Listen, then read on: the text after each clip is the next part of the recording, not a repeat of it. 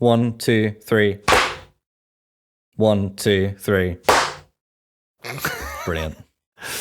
I'm going to assume we did it right, because for me it was like a second behind. Yeah, I think it was Clark in the background. It was like. Okay. This is my time to shine. I can hit things.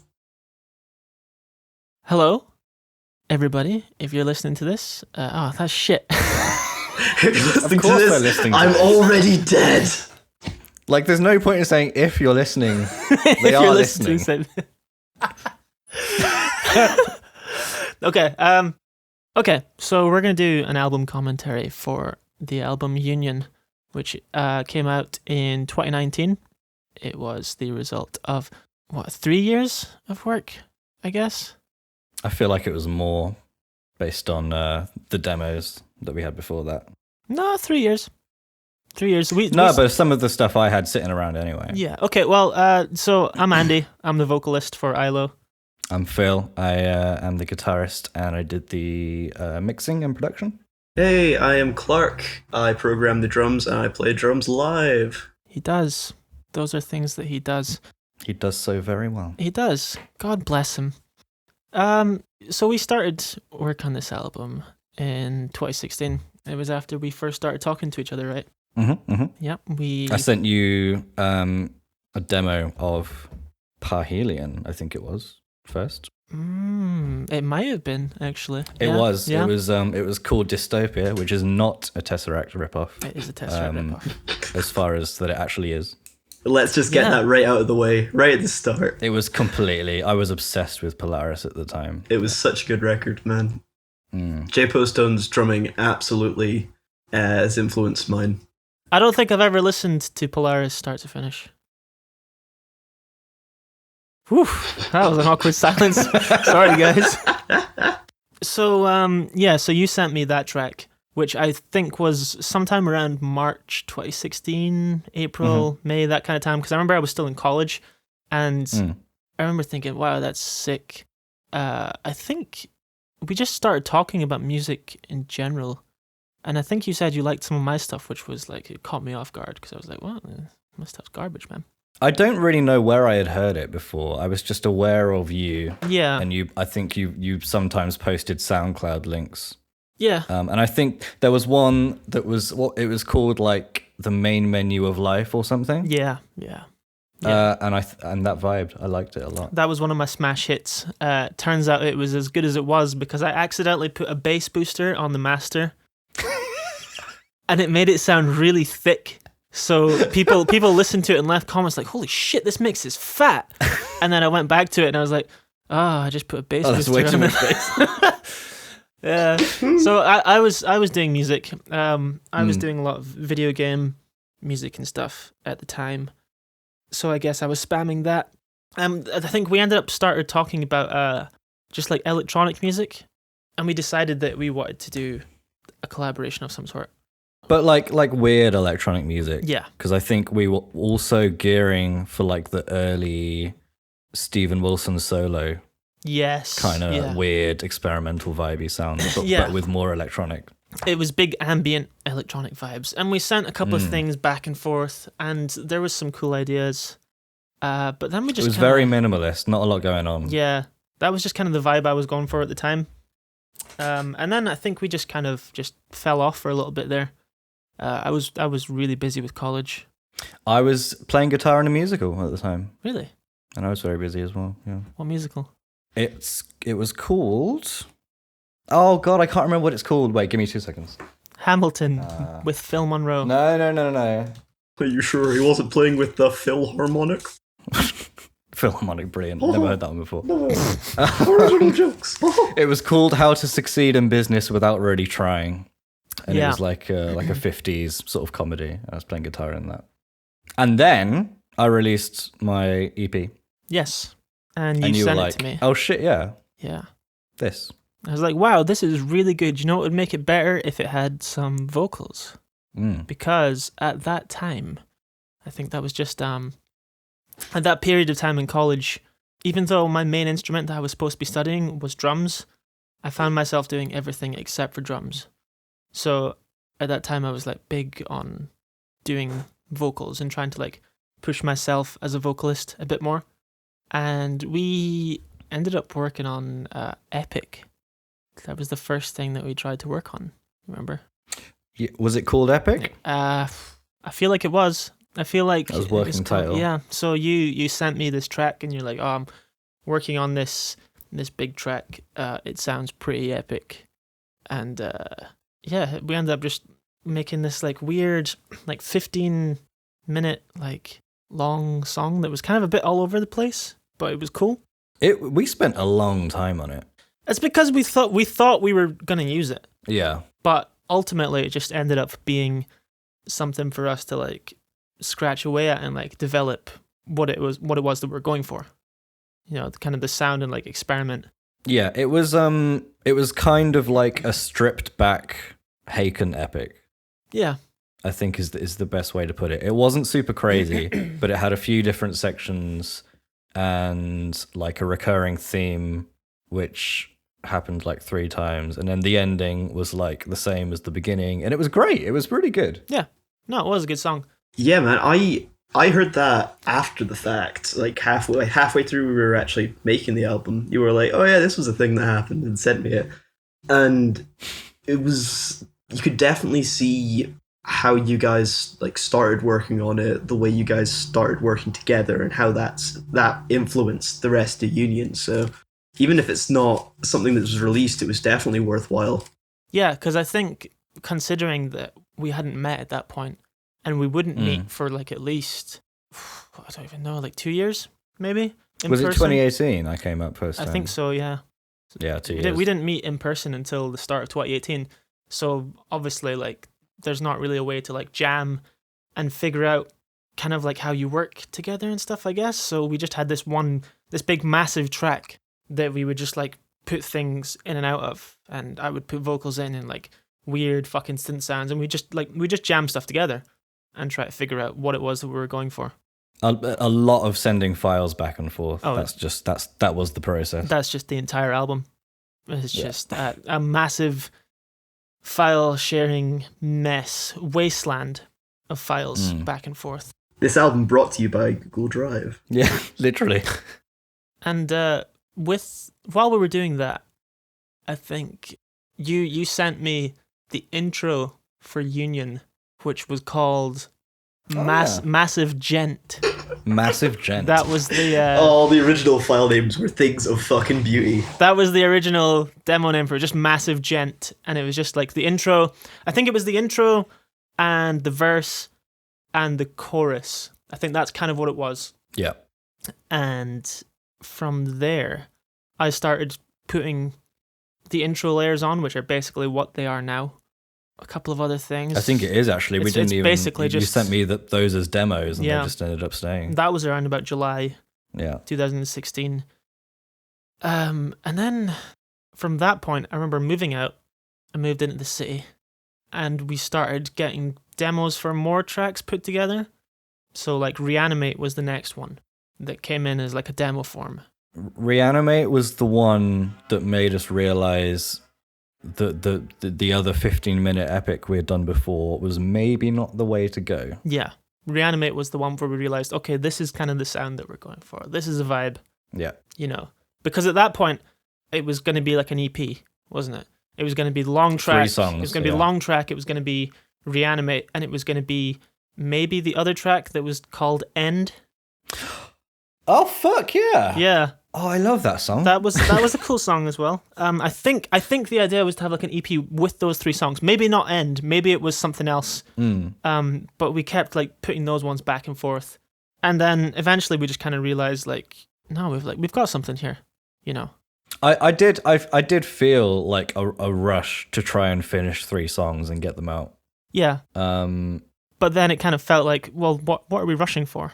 Yeah. You know. Like, there's no. We can literally take as long as we want. And yeah, in my mind, it was like, okay, nobody knows we're doing anything. Nobody is expecting anything. Yeah. We can literally take as long as we want to put together like an hour of music. And that was a big part of it as well. Like, from me being in previous bands and being part of this like recurring cycle where it's like, coming soon, here comes some hot music, and like building up the hype and like branding for something that like doesn't exist, which is like something that like I think a lot of people fall into by accident. Mm-hmm. And we just said, just fuck it. Like, let's not put any weird expectations on ourselves. I think because we weren't like together and like kind of forced to like play gigs, which you kind of are if you're like a local band, like you're in the same place, you kind of like feel like you have to like jam and play live. You're kind of like forced in that situation. I think because we couldn't do that, we physically couldn't do that, it gave us the opportunity to just focus on the music and not get stressed out with all these other little things.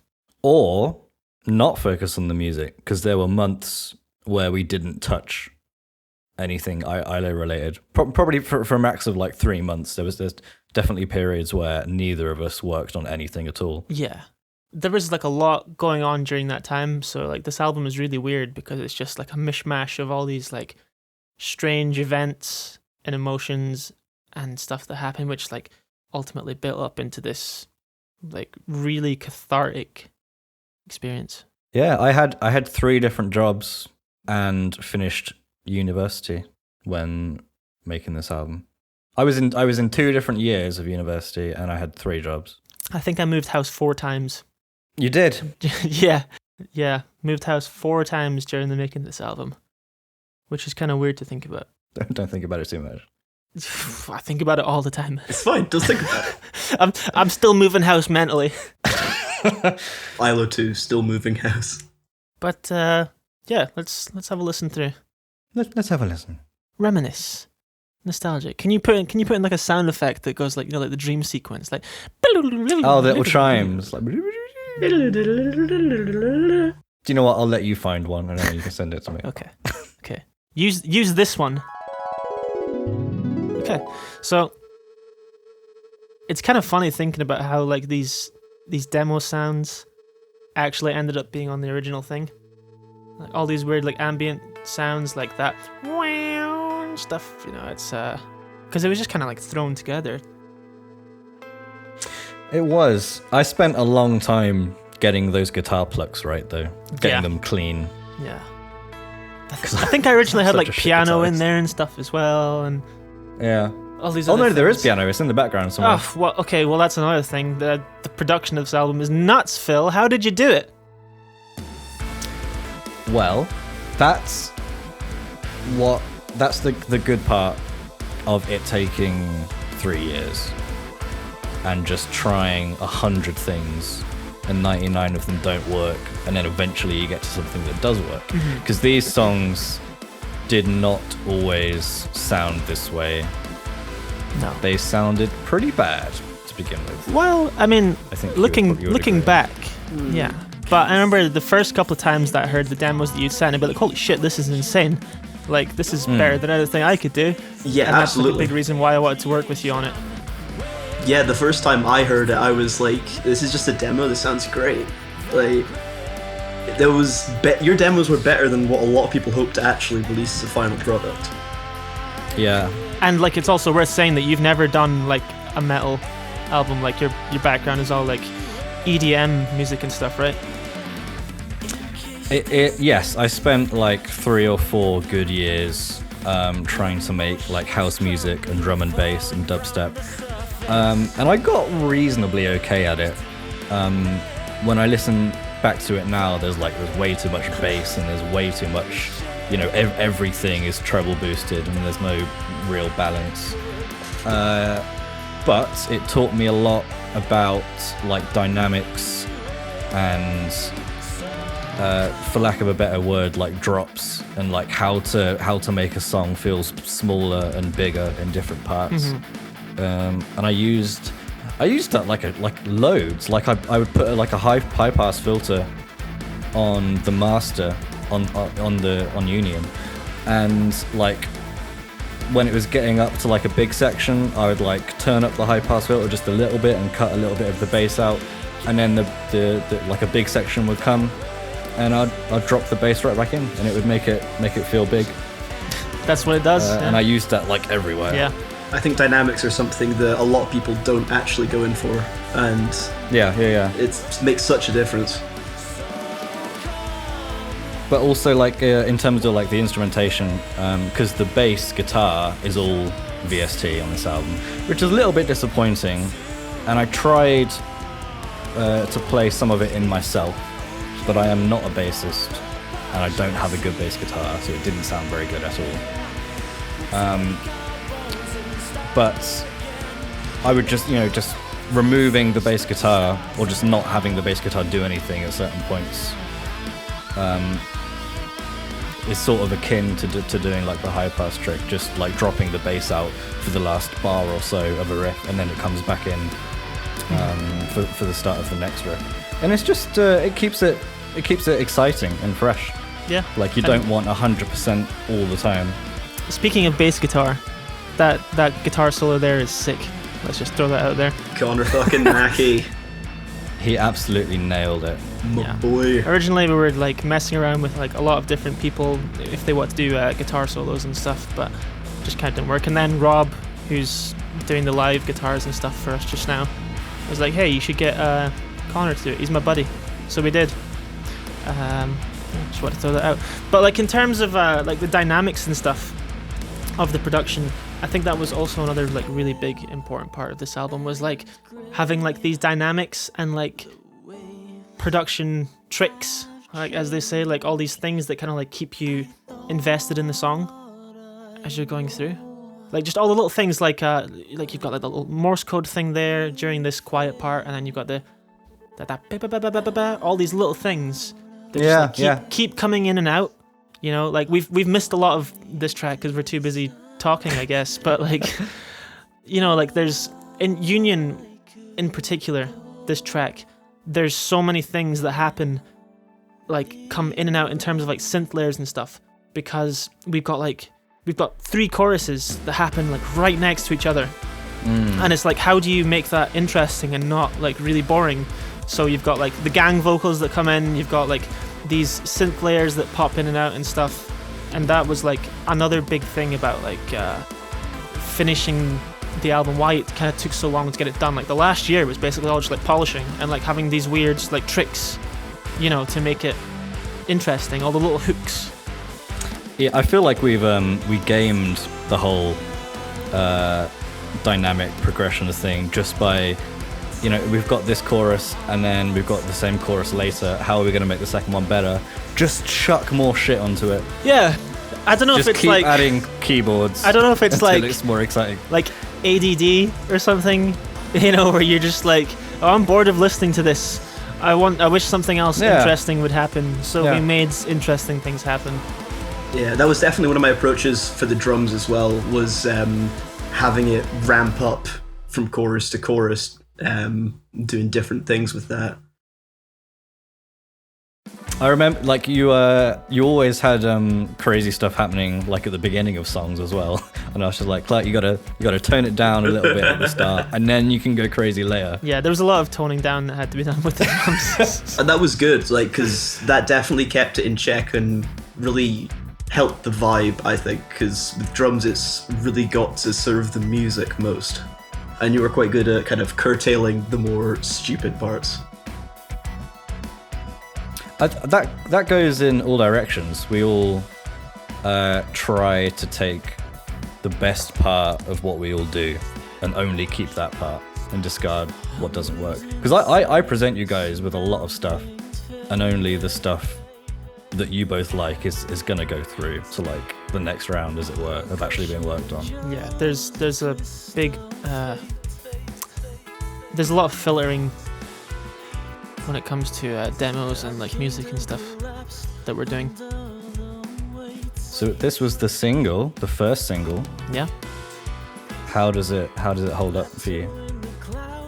I must have heard it at least 3,000 times by now. Yep.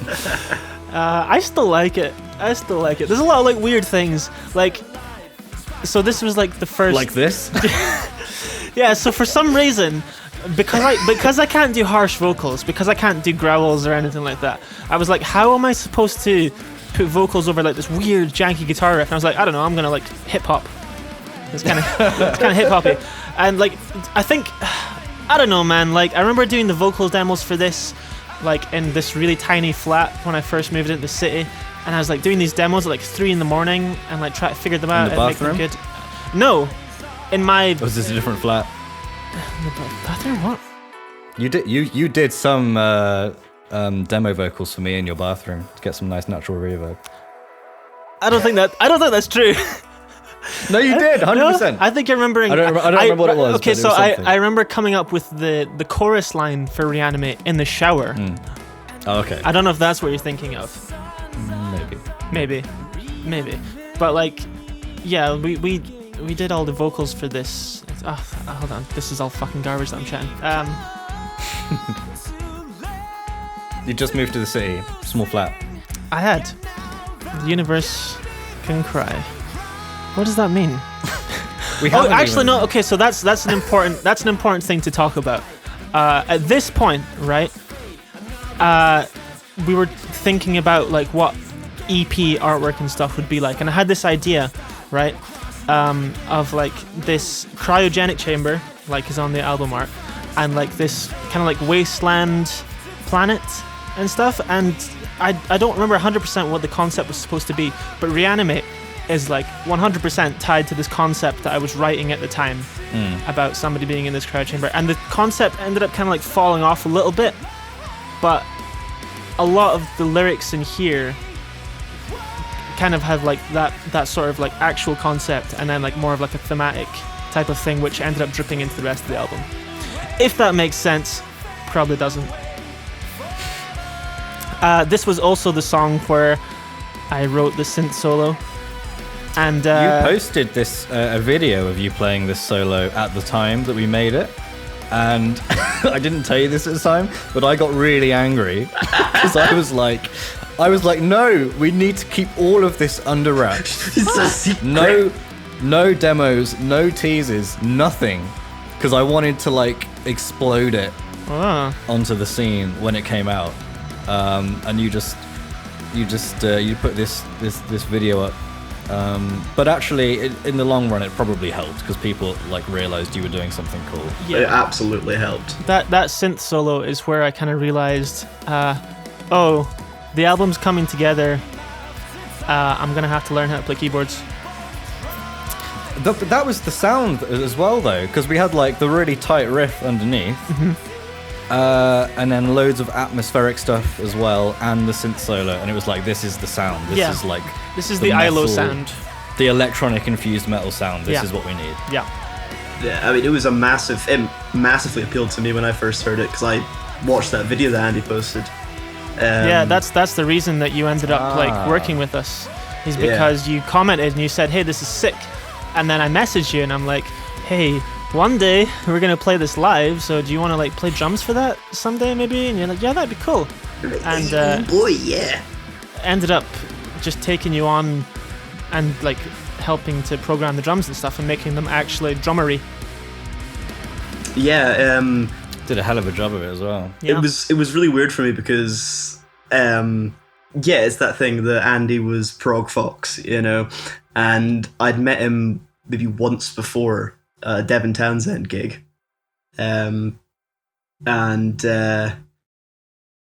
really, really enjoyed his music, and it was like I was super keen to work with you, so I was like, yeah, I want to do programming, I can do this, you know. Ended up working out pretty well. Yeah, I'd say so. Hey guys, here's Nocturne, which actually ended up turning into a puzzle box by Hicken, apparently.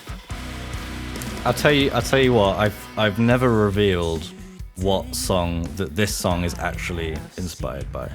It's not Nocturne. And obviously it's not Puzzle Box, because Puzzle Box came out afterwards. Yeah. But there is another song by another band that inspired me to make this song, and it wasn't Nocturne. Was it Coldplay?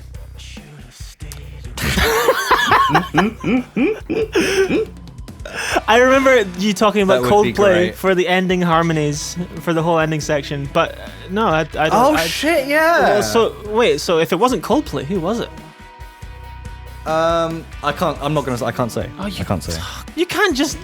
Yeah, no, that's not happening. Tell us. Because as soon as I say, people will go, oh. Okay, shit, well this song is not original. Yeah. Okay, that's a mystery for another. I mean, to be fair, this song aside from the fact that it's in 7 for the first half, it's a pop song, dude. It's like it's a pop metal song, and like it's it's just like a traditional like verse chorus thing. Which the same with Union. It was really difficult to figure out how to keep it interesting from start to finish. So the entire first half of the song, up until it gets to the ambient break, it's all, again, it was like one of the songs that was really difficult to figure out all those little hooks and like production things. So there's a lot of like weird synth things. In the first verse, there's like the vocals that are like really glitchy, and then you've got like the drum breakdown and the pre-chorus thing. You've got all the vocal harmonies. There's so many fucking vocal harmonies.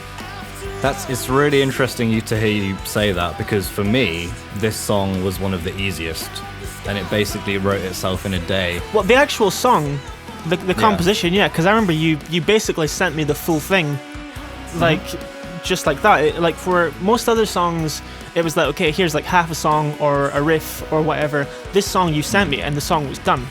But there was so many little things, like here's the opening reprise, right? And you've got like the cool halftime groove, but I was like, it kind of feels like it needs a bit more, so it's got like that synth thing, and then like this drum, Vola this drum inspired, break. right? Yeah, for some reason it just had like a Vola feel. I don't know. I don't believe it always had the halftime polyrhythm thing there. That was something I added. It was, yeah. What? So I forget about that, because it's like I can't remember what it was like before. I do. And now it sounds like it's always sounded like that. Yeah. But it hasn't. So there was a lot of little things. This is just that, it's the verse again, but it's got like some synth and stuff, and then the vocal glitchiness and stuff. It's just like building up the dynamics a bit more, having these other little elements poke in, just to kind of like keep it interesting. You are absolutely the king as well of weird glitchy noises. Oh god, yeah. I can't do any of that stuff. It's like so mind-numbingly boring. Like in a fun way, right? But you have to like sit down and just like be moving things about for like 3 hours, and then eventually you might get something that sounds good. See this chorus, right? This second chorus here. Whenever I close my eyes and listen to it, I picture a music video. So hopefully one day we can have a music video for this song. I'm thinking smoke bombs. Smoke bombs, yeah. Paint, colours. Which was the original idea for like Reanimate stuff, wasn't it? I always thought it would be cool to fill light bulbs with paint and then smash them with baseball bats. Let's have a giant cryogenic chamber filled with paint. The paint is like symbolic. The paint is symbolic for our lives, man. If you don't really count the little piano break in Union, this is like we have these sections where everything drops out. Sorry guys. Ice cream. Okay, I'll take Go get me a 99 quick. We have these sections where everything drops out and it gets super ambient and super melodic, and we call them space outs. And there's a good one here, there's a good one in Parhelion, and there's a good one in Coalescence.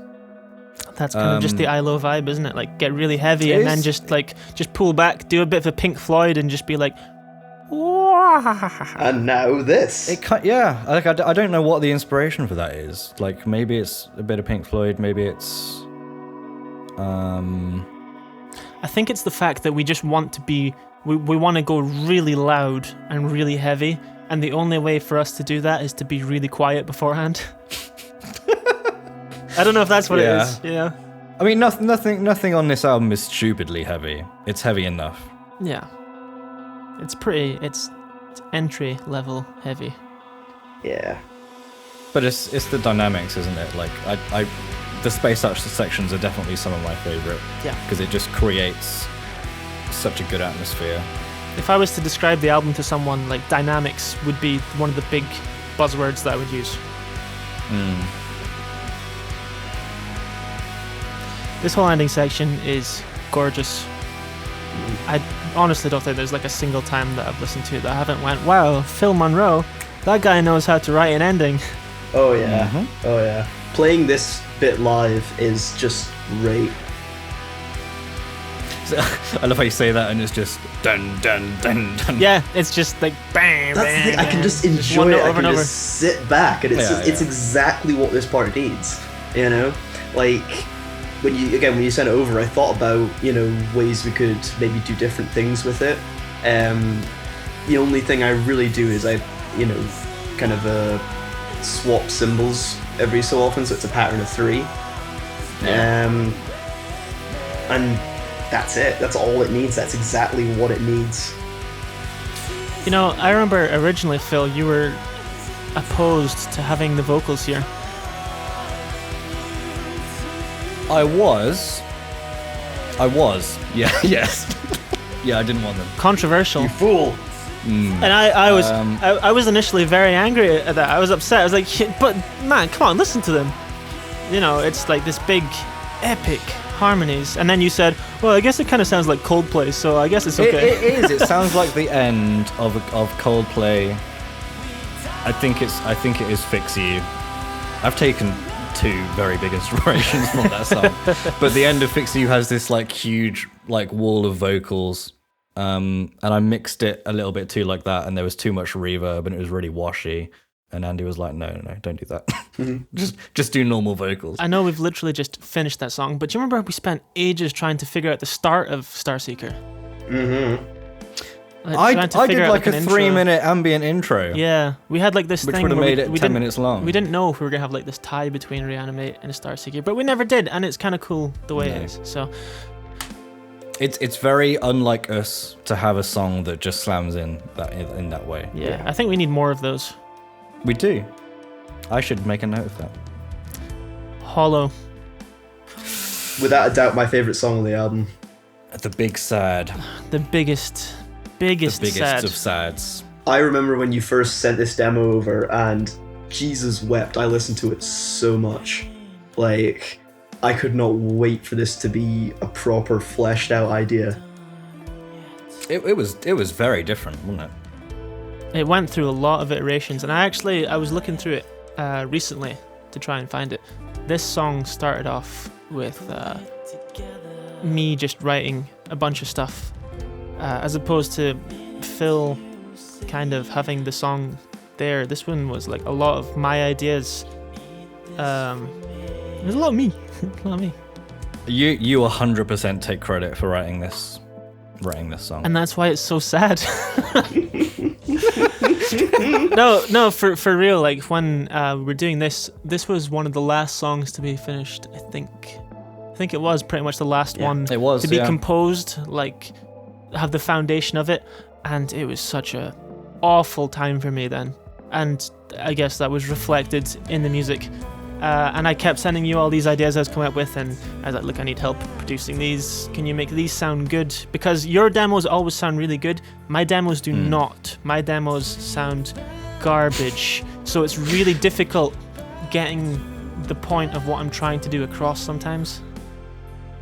You do a thing where every instrument is a keyboard.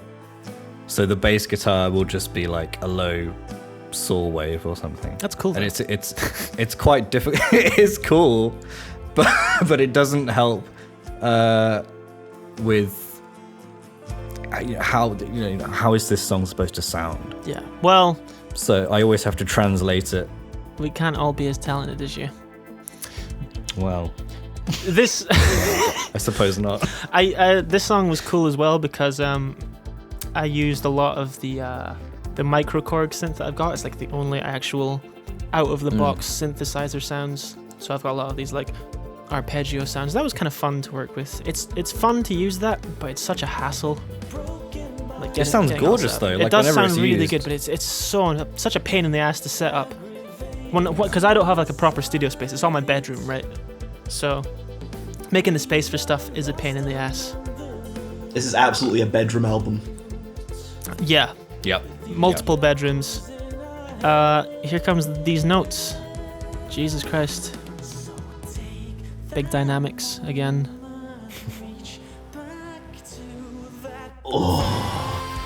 So, I'm going to take some time to talk about the vocal recording. Everything was done in the bulk of the album was done in like 3 or 4 days at my old college. One of my buddies, Thorfinn, he said, look, I've heard some of the demos that you've been doing, you need to get it recorded. So just come in to the studio and we'll get some of the vocals just like cracked out. So Reanimate was actually done a couple of months before Phil, the first time that you came up, which was in February 2018 or something. That's when the majority of the vocals, that's when all the vocals for Reanimate were done. At that point, Reanimate was basically done then. Then maybe like May 2018 or something, I went into the studio and recorded most of the vocals and like touched up some stuff later at home. But doing things like that big shouty part there in the middle of this song, it was awful. Like I had to go back to it every day because I just wasn't happy with it. You know, I'd got it though. Yeah, I think so. You had nailed it, man. I took the stems back home and I listened to them and I'm like, no, it could be better. Like making notes on them and stuff. If there's one thing I could change about this album, it would be having a more consistent vocal recording time for it. Because I think the first day, I don't remember what songs we did, but my voice sounds weaker than it could have been. So I occasionally hear bits in the album where that's reflected, and I would have liked to have given that a better chance, but then it just motivates me to hopefully prepare a bit better for the next one. Yeah. So, I don't know. I mean, first album is always lessons learned. Yeah, definitely. Well, all of this was just lessons, like learning how to do anything, learning how to make an album, like a decent album that's not just like we went to a studio and recorded it in 3 days. You know, learning how to like properly try to market an album from scratch. You know, learning how to get some really good artwork done, learning how to write with someone else. Yeah, kind of. Because I'd never done that really. I mean, for you, for you actually, yeah. Because I mean, I've been in like tons of bands and stuff, but yeah. God, this fucking ending. You actually established the dynamic between us all, you know. This is absolutely unique from any other band I've been in, for sure. Just in the way that we all work together. Yeah, for me there was a lot of learning to be comfortable putting something in someone else's hands. I'm just listening to the song now. The ending there. Oh. I do. The ending of Hollow is I'm not sure if I'd say it's my favorite part in the album, but it's favorite up there. See that little bass thing there. That's from the demo. Yeah, that was how the demo originally started, and the original demo was just like this, like slow, sludgy thing that just kind of like went on and on. It was really sad, and it's just sad keyboards, wasn't it? Yeah, just the whole thing is like super sad. And I'm really glad that people really enjoy that song, but it's a little bit painful to listen to sometimes. God, I can imagine that. Yeah. You know, and like I haven't really spoken much about what the lyrics are about in this album, but it's mostly just about like just feeling like a bag of shit. You know, it's pretty angsty nonsense about like, you know, like connections with other people and like your own self-worth, and I don't know, man. There's an awful lot. I mean, this is just my interpretation. There's an awful lot of talking about being alone or being left alone. And I'm not sure if that's like a genuine thing that like my mind is trying to get out. Like at the time of like writing Hollow, like yeah, sure. But in terms of the rest of it, I don't know. I think it was just kind of the theme. Like for some reason there was something in there that just like felt kind of empty. I just kind of had to get it out. Do you know what I think? Especially, you know, we got the artwork pretty early on. Yeah. So we saw the artwork, and I think you look at that image and you think about space and being on another planet, and that's very lonely. Yeah. I feel like you might have been drawing from, like, just from that image. Maybe. because we got it really early on. Yeah, and it yeah, was we always got sort of that there. like March 2017, maybe like a little bit later, and it's phenomenal. The artwork is beautiful, man. You guys had it sorted by the time I'd actually joined. And you showed me it, and I was like, oh, so good. Beautiful. Triumph. Tribute to Devin Townsend over here. Apparently so. Yeah, for my vocals, yeah. But this was another song that was from your EP, Iris EP, which was originally called Omega, yeah. This is one of the good ones to go back and forth and see how the drums have changed and evolved. I've changed so much. a lot of pacing and flow. This this little polyrhythm up here, you're doing the fours. It just completely changes the feel of that heavy riff. You got those keyboards in there. You as have well. taught me that you can vary the same riff just by changing the drums. Yeah. Like a huge amount, which makes it easier for me, I guess. Well, you've absolutely taken on a lot of that. I see with your demos now, like a sponge. Yeah. It's just better. It's just more interesting. It's all dynamics, man. It's all Dynamics and changing the feel, It's an easy criticism of bedroom albums to say that the program drums, not that it lets it down, but it leaves a lot to be desired often. It's hard for guitarists to put themselves in that frame of mind as a drummer, and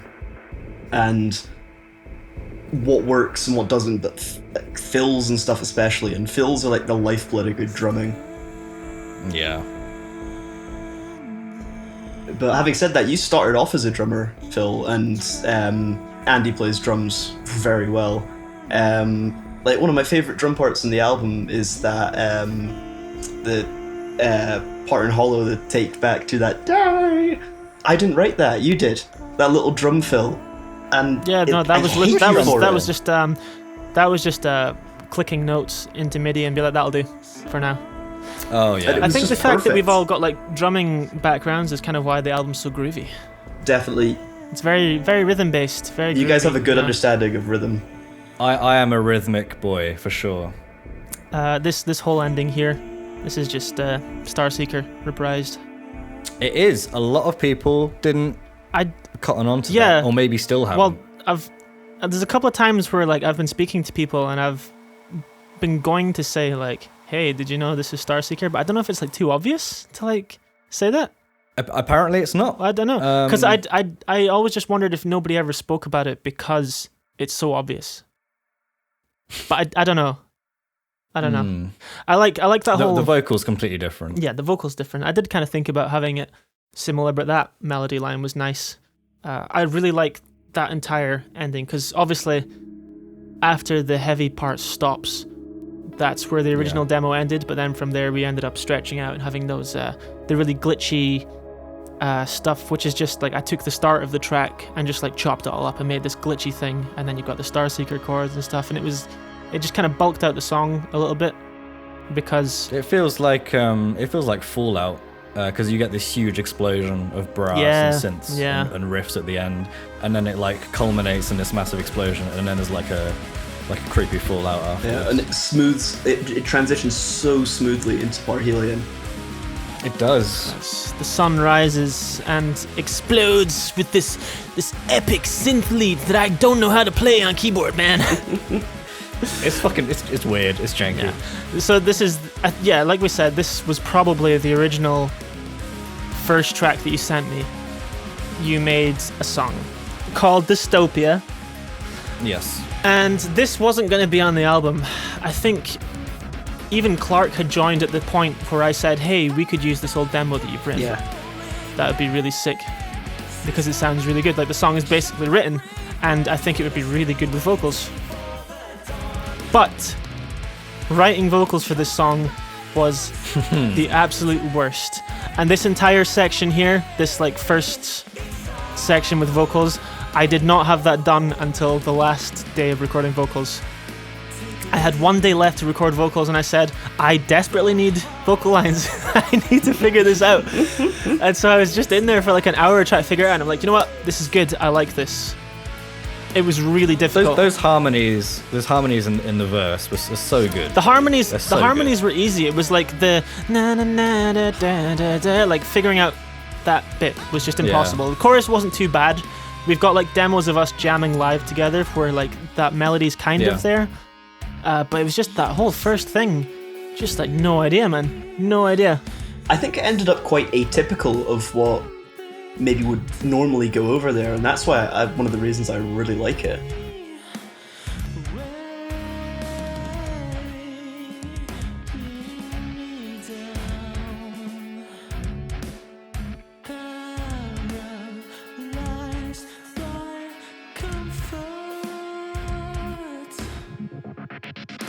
This whole backing vocal thing here, this was one of the parts that was done at home, recording Big afterwards. afterthought. Yeah, because it was one of those bits as well, where it was like it's a fat chunky riff and it's awesome, but it just kind of felt like something was missing. If you listen to like I don't know, I guess the instrumental version wouldn't have it, but if you picture this part from the instrumental just in with the rest of the album, it just felt weird. It felt like it was just like missing vocals from that second verse kind of section up until the end. It's really funny because it felt like at the time you were just trying to put on vocals wherever you could. So in the previous riff you put new vocals on there, and here in this riff as well. Well, you've added this whole wash of vocals. Yeah, but that's just because like where there weren't I don't any. know if it's like the ADD thing again, but like it just felt like I had to introduce something else, to keep building it up. More, so it didn't feel like so empty.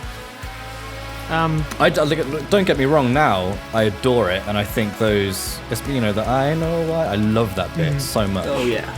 But at the time, I was like, we don't need more vocals here. Can we have an instrumental section? I remember that conversation. No, yeah. we can have a synth solo, a synth dueling guitar solo, but we can't have an instrumental section. Not allowed. And here as well, like there's vocals in the background, and I was just like, we don't need more vocals. But maybe we do, and I'm wrong. Maybe I'm wrong about this. Yeah, well... Or I was wrong at the time. I think the song is perfect. A big thing for all of us was letting go of all of our parts and saying, shit, I might be wrong with this, There's a lot of that. It just felt like the song is long, and it's very through composed. This is gorgeous, this bit. Your fucking synths going left to right overhead. It's just... Oh yeah. There's so much atmosphere. All of this was like done like weeks before putting out Parhelion, because Parhelion was the second single. And that was like a big stress to get this song finished. Because we put Reanimate out like November 2018-ish. Yeah. And it got a really good reception. So then we were kind of like, we should probably gotta finish the album. Yeah, we kind of need to get like our heads down and like work on this, And then Parhelion came out, and it's like pushing more and more to try and get it done, and it was so tough.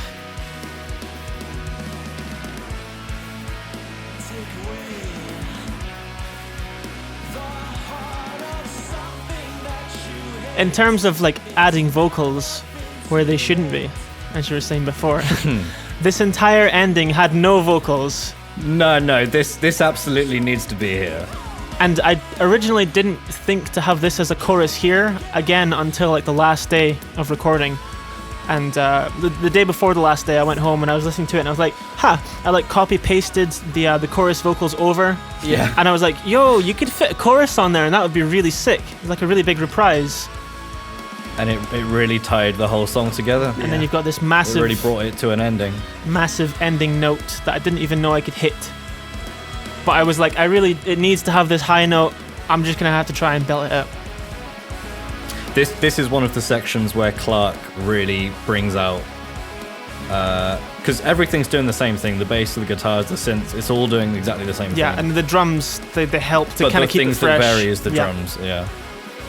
Yeah, this is a really good groove to just get stuck into. That offbeat cymbal, again, that was in the original, that was something that you wrote. which is really good because it took the pressure off of us to like try and make the rest of it. And then this is just the Bard Kolstad style free styling, you know. This is a really Periphery inspired riff. Oh yeah, actually. Yeah, I like Periphery 2. Periphery 2 changed my life. Yeah. I can't listen to this ending without wanting to scream like, "Thank you, Birmingham! Thank you! Thank you! You guys have been a fantastic audience!" It's a good show closer. I'm Daniel pretty heavy. Tompkins. Hello, we are Ihlo. We hope you had a fantastic night. Good night. Good night. And then you can just like hear the click track echoing through the empty venue, and the sound guy's like, "Right, that's your turn up, lads." Right, cheers. Parhelion is a good song, and that kind of feels like the album closer, but it's not. It does. It's But like- wait, there's more. It's like a fake closer. It's so happy. It's like got such a epic resolution, especially like the vocals and like the riff, and then you're kind of like, oh wait, no, I've been listening to actually a secretly very sad album. Yeah, we just wanted to remind everyone that these are all sad songs. Yeah. We didn't want to end on such a positive note. We wanted to end on a really crushingly depressing. Hey guys, everyone dies alone. Everyone dies alone. Epic. A little bit of Donnie Darko in there, you know. The demo of this song was called simply Long. Long. It was. It was. Yeah. It was. Long. Because it was long. It was long because it was long. Just because it was the long outro. So this song started because I don't remember what came first. If it was, no, it was the outro. It was the entire outro section, and this other chorus riff. It was a chorus riff that I'd written. The one that was like bow Yes, bow yeah. bow bow bow bow bow. That old one there. Oh yeah, It's like the one that kind of felt like it was stolen from Periphery 3. Marigold. And then that transitioned into the ending riff, which I wrote on guitar. And But that wasn't the inception of this song though. You should- The inception of this song was this that do do do do do. That's how it started for me. Yeah. No. The ending wasn't the ending. Okay, yeah, so until much yeah, the later ending on. was like not tacked on, but it was taken over later. But Right, but yes. I originally, I'm gonna have to show you this demo later if I can find it, because I think you're gonna realize that you actually wrote this riff because of the demo that I sent you. No, I didn't. No. This riff was 100% me. Really? This was one I had sitting Oh, around Dad, stop fighting. That's so weird. before I. That's so weird because on this demo that I found that had the ending tacked onto it, right? It's like it's basically the same kind of thing. So I always thought that you had just like adapted it to guitar. No, that's weird. No. Up until. Hang on, it's coming. Up until here. That was a demo I had sitting around. Wow. Okay. Everything else was sort of written alongside you. God, this bit took ages. This chorus was a pain in the ass. Such a pain. We went through like I don't even know how many different versions of this chorus until you came up with the chords. And originally it was just like string or something, and then we ended up having like this arpeggio thing. Fucking trance. Man, I looked at the MIDI of this song recently, and it is an absolute goddamn mess. It's beautiful.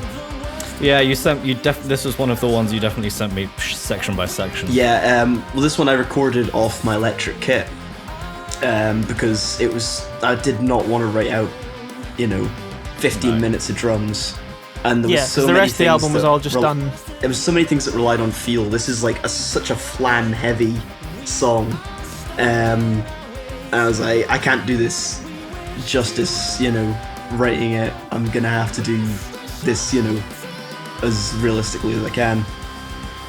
And I think it really paid off, and if I was gonna do this again, I'd do it this way, but boy, I did not clean up that project, and I should have.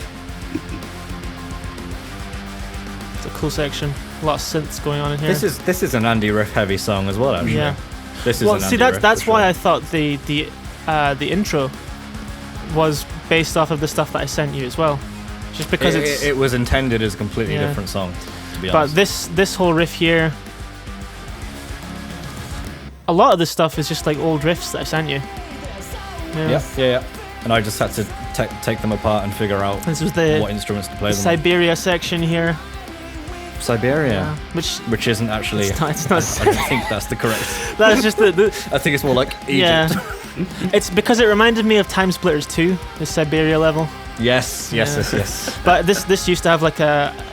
Oh god, this whole section was like dragged out way longer. It used to have like toms and stuff and like building up to it. Some really cool vocal parts in this as well. Oh yeah, I really love the vocals in this one. Your voice is just so emotive, you know? You absolutely get through the feeling of what you're actually saying, you know? I think it's just brilliant. The feeling of being sad. Brought to you by Andy. What a feeling. Do you think we'll ever play this live? I would love absolutely, to. Yeah. I would absolutely love to. It's going to be really difficult to play live. It's the only song on the album that's on a 6-string. Yeah, totally different tuning as well. So that's like the excuse why we haven't tried to do it live yet. Is because it's different guitar, different tuning, and everything. Yeah, I tried to play it very recently, and I realized I'd forgotten the entire ending section. Because we workshopped that so much after the fact. There's so many like synth layers as well that I don't even know how it would be played with one synth without like relegating a lot of stuff to backing tracks. So it'd be a weird one. Yeah. I love this part. All of these synth layers and like the drums and like when it starts doing like the Meshuggah stuff, it's so heavy. Yeah. It's so Again, heavy, I was just man. like, how do you increase the drama of this? And I was like, ooh. Exactly, yeah. More kick drum. It's just layers on layers, isn't it? That's yeah. So you can't go wrong. Kind of where we're heading with the new stuff. Layers and layers and layers. Yeah. Lots of weird synth stuff. As long as it's mixed well. Yeah. This is one of your riffs. Yeah, this is like the most Taken-y Dream Theater type thing on the album. Yeah. And It hits so good. Really. I can hear like that stock synth sound that I ripped from Harmless. It's like one of the plugins from FL Studio. I think it's like one of the last times that I used it there because I was like, I'm kind of getting bored of this sound now. But it had like a nice. What were most of the synths that you used for this Most album? of the synths that I used were that Harmless plugin, Xpan 2, which I still use religiously because it's cheap and it's got like so many weird sounds to it and stuff. I used some Native Instrument stuff towards the end. All of this, actually, this entire section is basically all Contact stuff. Like all these pads and layers and stuff, they're just like processed to fuck. The Contact stuff is much better at sort of being played dynamically. Yeah. I think you sent me the lead with all the delay and stuff already on, and then I just shoved that whole thing through guitar. Yeah. So, because when you put the delay before the amp, and it sort of all squashes it together in like a really nice dynamic way. This whole section is just because I was listening to Animals by Pink Floyd. Yep. Yeah. And it's just like, yo, let's have like a proper Space Out, you know?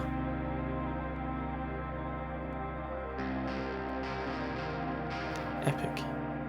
Very epic. So you can tell we're all talking less. We're all sort of like, you know, we're at the end of the journey. We talk less when the album does good things, so that's why we've been talking the entire album. So this part here was another old section that I wrote, which I think was done.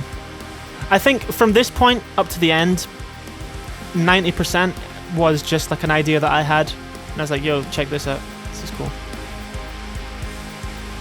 Oh, it was this followed by the ending chorus. The only thing we didn't know was how to have that bit in the middle. I kind of went into like dubstep mode for that bit and just sort of tried to make a nice overproduced transition. But I always wanted a solo there. like a synth solo or something, but it just never happened. But it's fine. It's fine. On which part? The transition? This part here without the vocals, just before. Oh, here. Yeah. Because I wanted something that built into the vocals, but it works. It's fine. And then these vocals, this part here, right here. Oh, that was the last. That was the last vocal part to be done for the album, and it was done in my bedroom before I went to a party. But it's like that's like the most layered vocal harmony there's so part, many layers, and it's like I think it's like perfect considering it's just like I'm sorry, I'm a piece of shit, I'm a terrible person, so I'm gonna have like 10 different versions of me say that, and then hopefully it means something. This is the start of my mental breakdown. Yes. So how do you start this riff and build up this big dynamic ending? You know? I don't know, and I didn't know for months. The biggest issue was that your guitar tone just sounded like fucking shit every time that we did it. I was just playing it really badly, and there was strings ringing out, and it was awful. It just I don't know, really like bad. if you were playing it a different way from how I was playing it or something. I do remember at one point you said you were playing it differently because I hadn't shown you how to play it, how I was playing it on guitar. Yeah. And you were just like, oh, I thought this is how you were playing it, and it was like kind of different. So I don't know if it was like that, but then we ended up just what I was doing was sliding up and down the strings a lot, and there was a lot of string noise. So I just needed to stop doing that. So ultimately, just ended up using a lot of like synth layers. I mean, you made the guitar sound. You made the guitar sound better, layers. but it was still like it was just weird because it's not like a super chuggy kind of riff. I don't know. Yeah. So right now we've got 3 guitar parts. I don't even know how many. You got the synths. middle one. You got the octave, and you've got like dum dum dum dum dum dum. And there's like I think there's like 5 synth. You have at parts least right now. 2 synths that are doing the riff. You've got a synth in the back on there. It's called. Oh that was mine. Yeah. And you had like a boo boo dip. Yeah. Boo dip. Right. And then you got the Right, Triumph. Nobody has on the mentioned that. right-hand side. Nobody has mentioned that. Nope. That's the Triumph lead, It's a 5/4 like repeating lead. which is really confusing if you focus on that.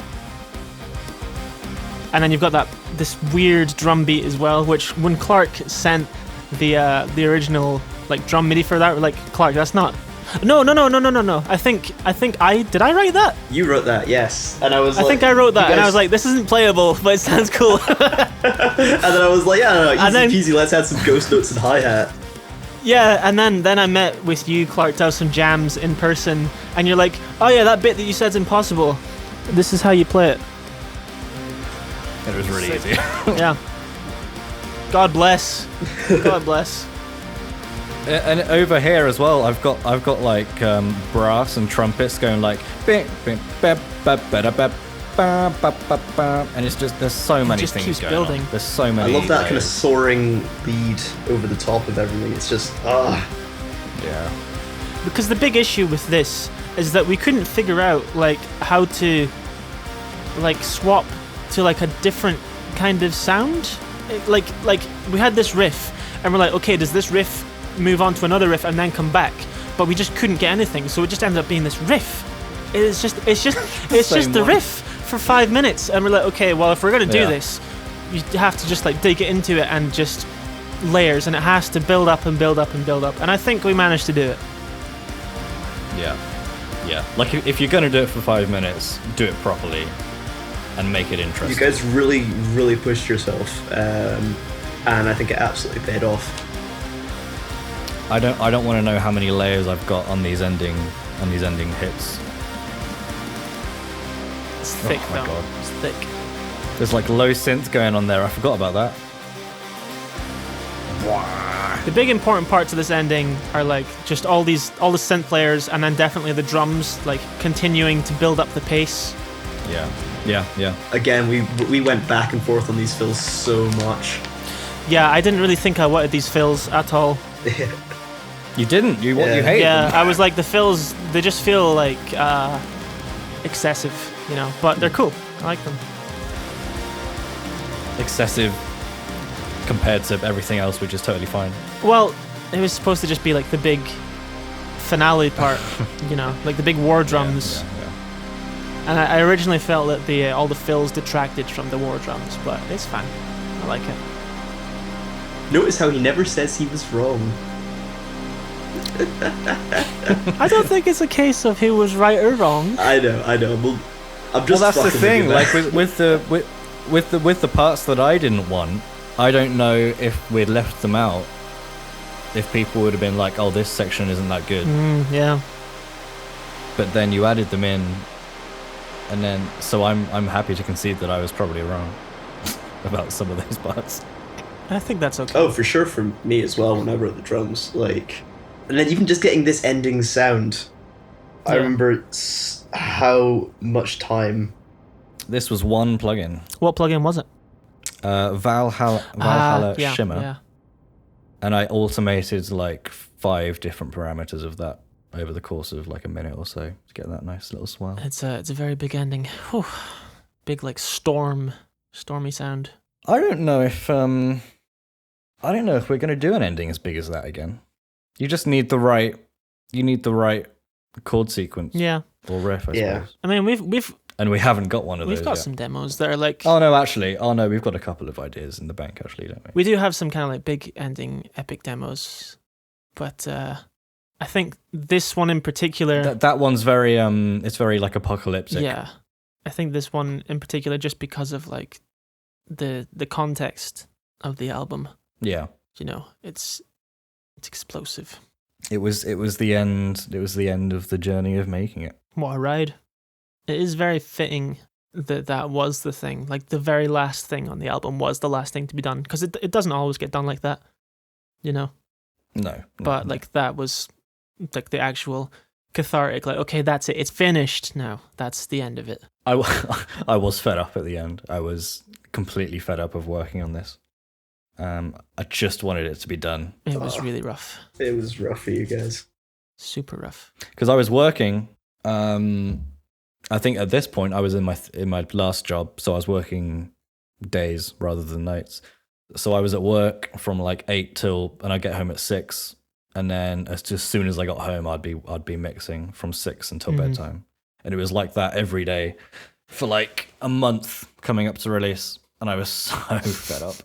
I was so fed up. I just wanted it to be done. It paid off though. It paid off. You did. Got the crunch done, and we managed to get it out there, and then your crunch was done. And then I had to, start. And then I had to start crunching on marketing and promoting and trying to get people to listen to it. And it's been almost a year now since the album's come out, and I still feel so incredibly drained from that entire experience. Because it hasn't really stopped. No, but it can't just stop because you got to try and keep people engaged still. Yeah, you have been grinding every single day. It is amazing to see people like engaging with the album and stuff, but when it's all done like from the bedroom like this, it's been a big journey of like lessons, like learning how to do things, and you take a lot of missteps and you get some things kind of right, but you're still left like super drained. I think that's how we felt after the album was done, like just like really drained. Like there was a lot of like release from having it done, but also just like, oh God, we need some time to sit down and just think about it for a bit. Whatever the next project may be, I wonder if it will be easier. If there's still going to be a mad rush at the end. I think that's just kind of how creative stuff works. For some people, at least. I don't know. Yeah, I don't know. I've learned a lot mix-wise and production-wise. But will I learn the same amount doing it a second time? Will it still take 3 years to get the sound that we're looking for again? Will it still drain you completely to do all the promoting? Well, actually, it probably will. Let's be honest. Anytime you want to take over, that's fine. I'm very happy to give you that job. Thanks, buddy. I'm excited though. I'm excited about the future, what we can do next. But now there is a huge amount of pressure, which was not there before. Ultimately, I'm incredibly proud of this album, and I'm incredibly proud of what we managed to achieve with the resources that we had. And while there are things that I would change about it, I'm just happy that we managed to get it done. And we've got something to be proud of and to look back at. Yeah, during the time and place, it really was the best that we could have done at the time. Absolutely. Incredibly proud of you boys. Yeah, it's a good showcase of what we are capable of. And I think we've just got to try and build on it. Incredibly grateful for all the support that people have given us as well. Because, you know, I've been in a lot of different bands and projects and stuff, and it's really easy for you to spend a lot of time on something for it to just not achieve what you would have liked, like in terms of like people listening, because being creative is a weird thing, like where you want to create it comes from yourself, like you want to create for yourself, but then there's a part of you that wants to be able to show it off to somebody as well. So having that aspect of you like fulfilled, you know, like somebody being like, oh, I listened to this and I thought it was good. Yeah. Like 10 times over, 10 times more than I thought it was going to be. It's extremely... It's very gratifying, for sure. Very gratifying, yeah. I'm super grateful to everybody that's listened and supported. We love you. Especially listen to this. Well, Jesus Christ, 90 minutes. If you've made it this far, you deserve If you've made it this something. Far, here's a free code for the next album. I have to go to the bathroom now. I also have to pee. We shall leave it there. Thank you all for listening. If you have listened this far, we hope it's been enjoyable. Yeah. Insightful would be a better word. We love you all. We do love you. We love you all. I love you. I love life. Hashtag I love you. I lived, I laughed, I loved. Fuck you.